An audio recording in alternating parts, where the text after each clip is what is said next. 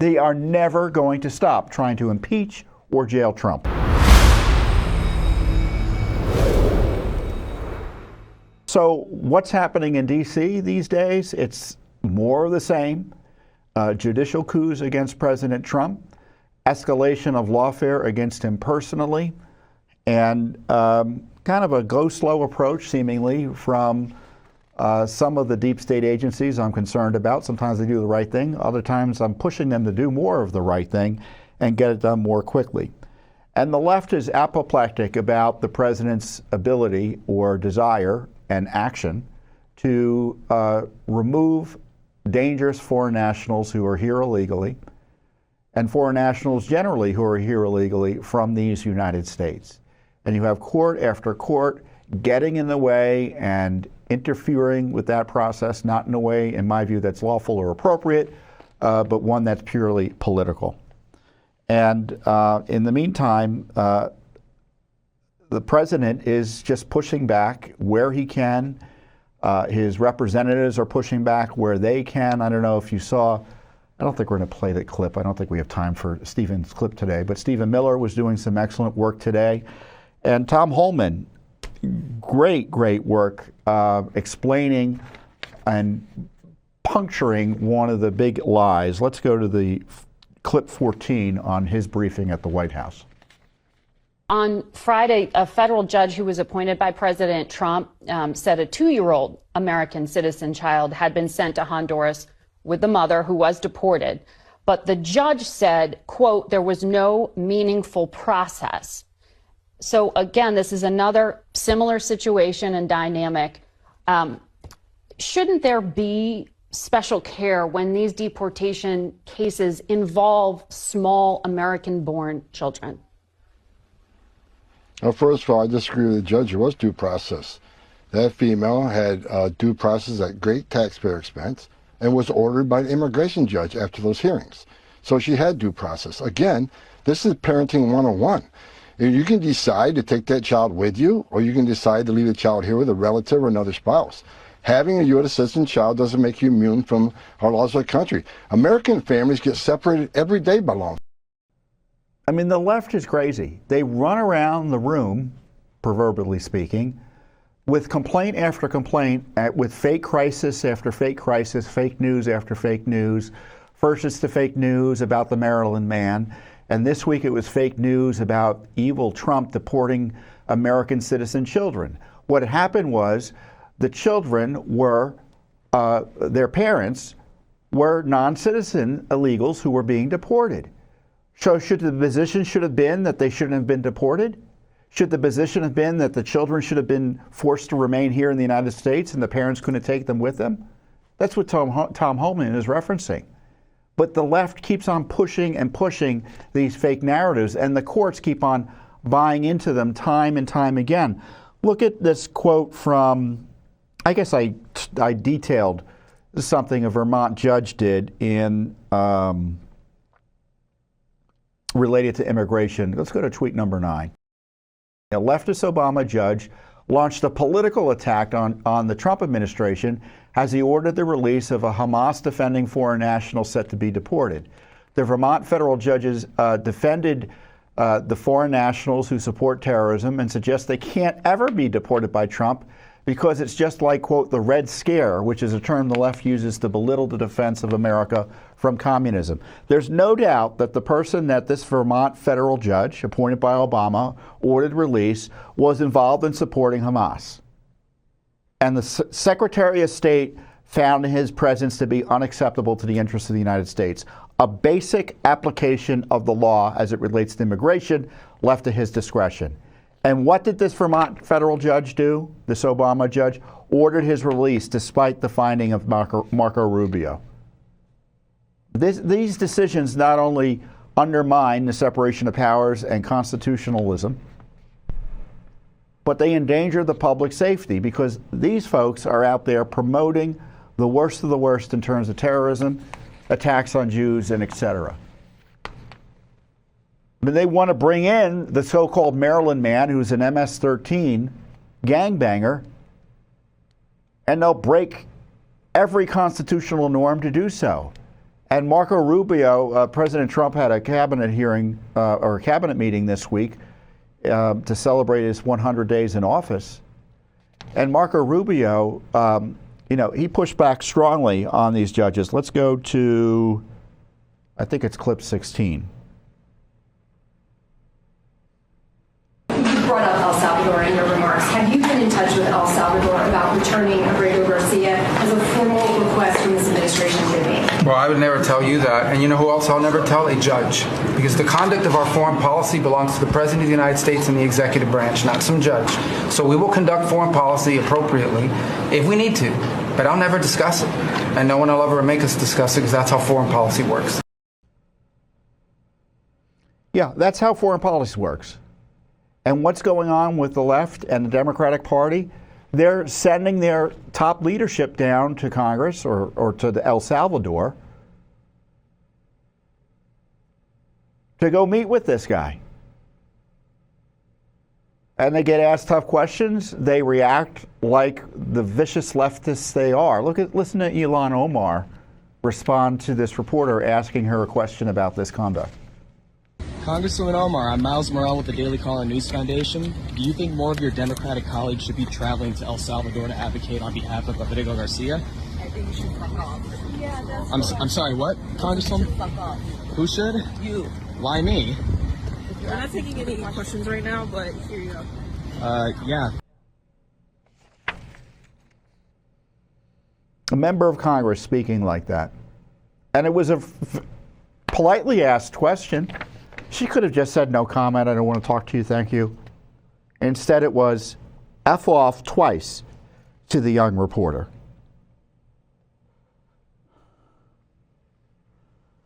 But of course, they keep on escalating, and there's got to be accountability for the abuses.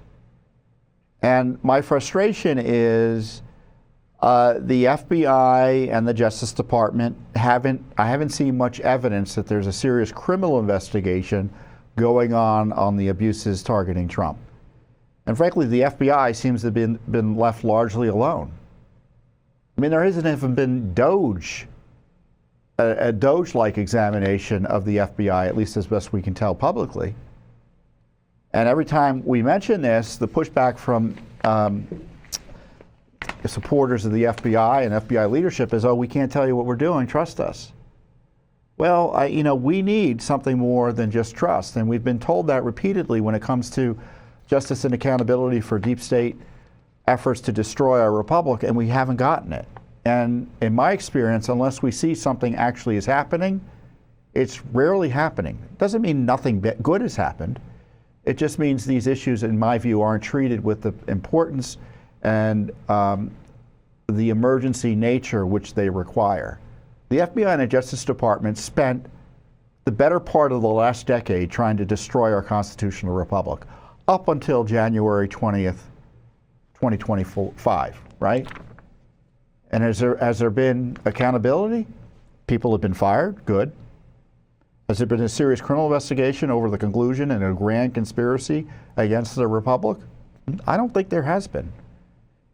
And and frankly, I don't think the FBI is capable of doing it. Even if Cash, and I'm sure Cash wants to do it, I don't know what's stopping him. I'm sure Pam Bondi, in theory, wants to do it too. I'm not sure what's stopping them from kind of embracing it in a public way. But this Cash put out this tweet, and this is how I responded to it. Let's put up the, which tweet is it? Number 5. So Cash issued this tweet, FBI recruiting news. I'm thrilled to report the FBI recently hit our goal of 2,500 new intelligence analyst applications in just 1 week, half the time expected. They're great men all over the country who want to be part. We're just getting started. Thank you for our teams working hard to support the mission. And as I responded, I suggest the FBI be treated like USAID or the Department of Education and should be largely shut down. I mean, he wasn't hired, and there was no expectation that we would be trying to recruit more people into the FBI. I'm not quite sure what the audience is for this. and I like cash, but this is not what people are expecting, at least many Americans. They want justice and accountability. You know, they raided Trump's home, the FBI did, with the help of the Justice Department, obviously. And it's not just Trump who was abused. They came to my house to give me a subpoena. I was just a witness. They didn't raid my home, but they issued a... Who wants the FBI coming to their front door? Do you? And if you know it's because of retaliation, if you know there was no good faith reason to do it, where's the accountability for it? Where's the accountability for what happened in Mar-a-Lago?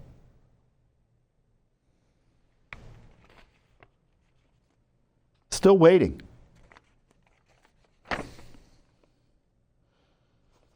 In the meantime, you know, the whole gang covered up the corruption at the Biden White House. His corruption, his dementia, his cognitive challenges. Trump blew the whistle on, I don't know if you saw this tweet or this video segment of an interview he had with ABC News.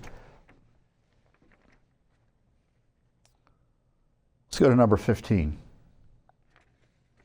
Do you think the reputation of the United States has gone down under your presidency? No, I think it's gone way up, and I think we're a respected country again.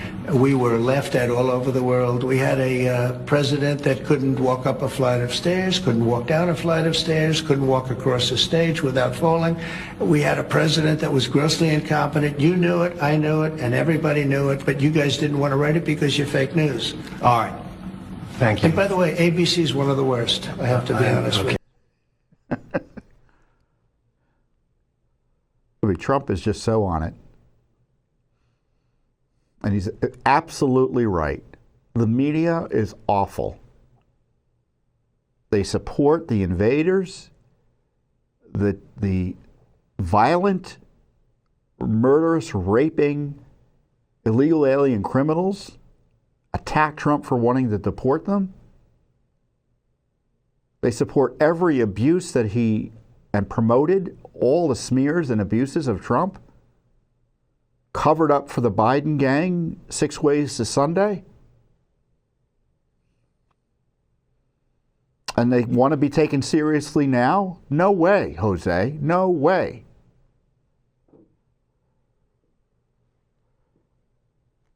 They're already prepping to go after Trump again.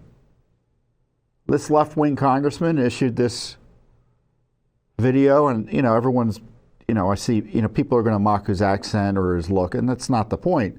The point is, he's concocting and he's pursuing the leftist effort to pursue or to impeach Trump again. They are never going to stop trying to impeach or jail Trump. This is why it's important that the FBI be held accountable so they can never do it again, that the Justice Department be held accountable so they can never do it again. And there are several ways to do that, and I think the most effective way, which has rarely, if ever, been done, which is actually criminally investigate and prosecute people responsible. So what's the left's response? We'll impeach Trump again. Let's go to that, where's that tweet? Impeaching Trump, number 20. This is Congressman Shri Thanedar. Donald Trump has already done real damage to our democracy, but defying a unanimous 9-0 Supreme Court ruling, that has to be the final straw. It's time we impeach Donald J. Trump. The wrongfully deported Kilmer Garcia must be allowed to return and receive due process.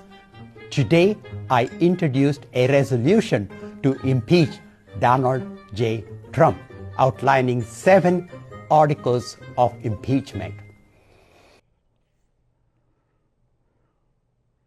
That's where the Democrats are. You don't think they're going to impeach him? They will impeach him as soon as they're able. And it doesn't matter whether they get the Senate to convict him or not. It's the impeachment. It's the process to undermine him and his supporters. And so, even as I believe the Justice Department and the FBI take this go slow approach, Judicial Watch just continues with the heavy lifting. And, you know, we've highlighted and our important work in Fulton County, exposing and forcing Fani Willis to admit to the collusion she engaged in with the Pelosi January 6th Get Trump operation. And Congress didn't do it. The Justice Department didn't expose it. Obviously, they were run by Biden at the time. And the media didn't do it. It was Judicial Watch's heavy lifting that did it. Let's run that video. Major legal news. A Judicial Watch lawsuit exposed Fani Willis for false claims and hidden documents. Willis is the Georgia Democratic prosecutor who attempted unprecedented prosecutions of Donald J. Trump for disputing the 2020 election. The Judicial Watch lawsuit caught Willis red-handed hiding records showing collusion on her prosecutions of President Trump and other Americans with the House January 6th committee established by Nancy Pelosi and her prosecution of President Trump. In August 2023, Judicial Watch filed a public records request to Fani Willis's Fulton County District Attorney Office for communications with Special Counsel Jack Smith and the U.S. House January 6th Committee over their anti-Trump targeting efforts. Willis claimed to have no responsive records. Doubting this, Judicial Watch sued. After several non-searches, one court order, and at least one actual search of unknown thoroughness, Willis revised her answer to, in essence, "I do have records, but you can't have them." In response, a state court judge ordered that all 212 pages of records be handed over to the court for review. Fani Willis's office was also ordered to explain under oath how the initial search for records was conducted. The court also ordered Willis's operation to compensate Judicial Watch for nearly $22,000 in attorney's fees. According to Judicial Watch President Tom Fitton, Willis simply can't be trusted to come clean on her office's political collusion with the Pelosi January 6th committee to get Trump. And she will face more accountability thanks to Judicial Watch's persistence. Because no one is above the law. So, we're still waiting. I think we're still waiting on the court to get back to us on the issue of what records can possibly be released by Fani Willis. But as that video highlighted, that we just did phenomenal work. And I know I'm president of Judicial Watch, so I may be a little bit biased, but I'm impressed. I'm impressed. We have the Ashley Babbitt settlement. We've exposed so much of what we know about the corruption targeting Trump, Biden corruption through FOIA, you name it. And of course, we've now exposed this lawlessness, lies, and cover-up by a very powerful official in Georgia who's been harassing Trump and many other American citizens in a way that's wildly abusive. So just great work all around. Thanks for watching. Don't forget to hit that subscribe button and like our video down below.